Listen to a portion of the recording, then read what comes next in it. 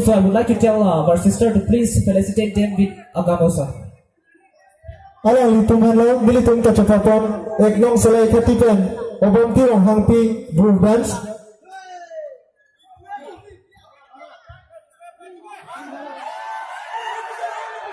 Richard Pagado Isame, Sami Abhanti Ronghangpi as group.